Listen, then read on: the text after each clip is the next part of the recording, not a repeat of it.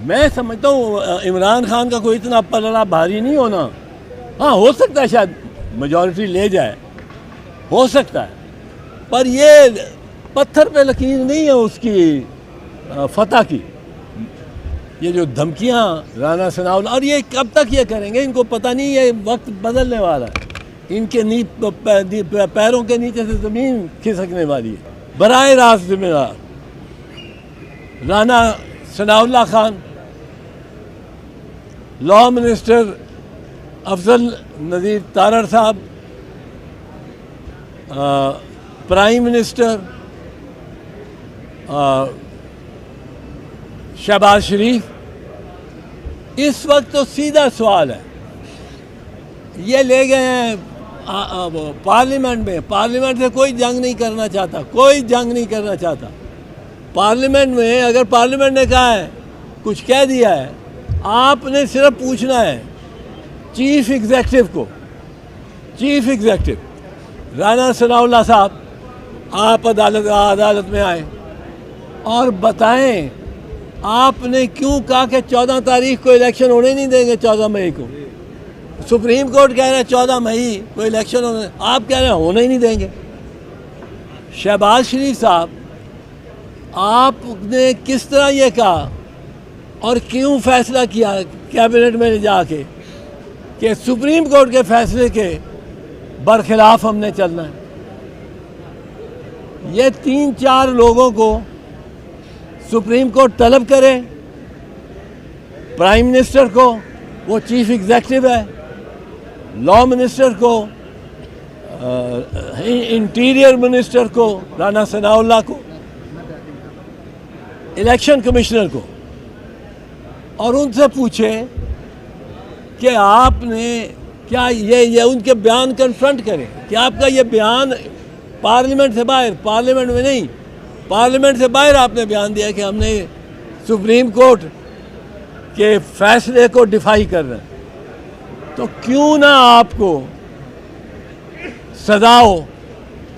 वाह, या राना सनाउल्लाह कहेगा कि मैंने नहीं दिया ये बयान, अगर वो कहेगा नहीं बयान दिया, उसकी रिकॉर्डिंग उसके सामने चला दें। ये आपने कहा, अब उसको मानना पड़ेगा। अगर वो मान जाता है, कहता है जी मैंने कहा, मैं तो बड़ा राजपूत हूँ, मैं क्या, तो फिर बड़ा सिंपल हो गया, उसने इकबाल जुर्म कर लिया।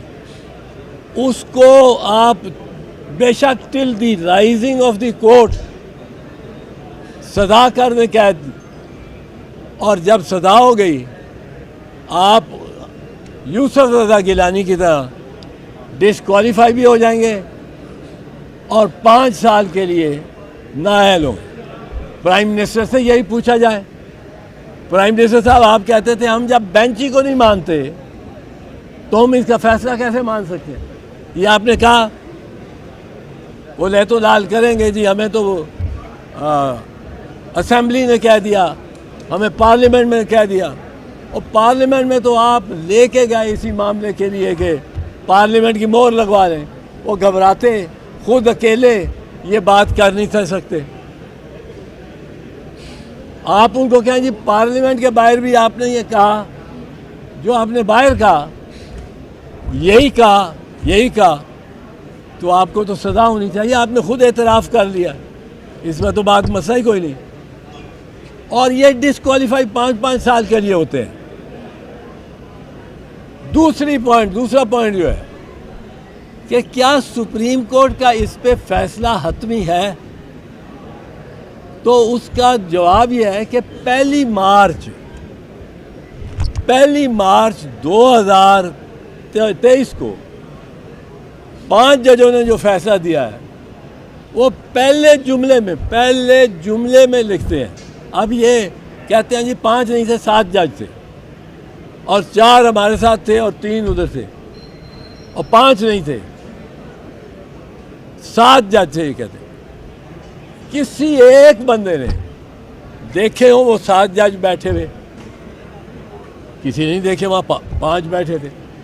5 जजों ने बहस सुनी, 3 दिन बहस सुनी 5 जजों ने। अब जिस जज ने बहस सुनी ही नहीं, वो तो अदालत का हिस्सा, वो तो फैसला ही नहीं दे सकता।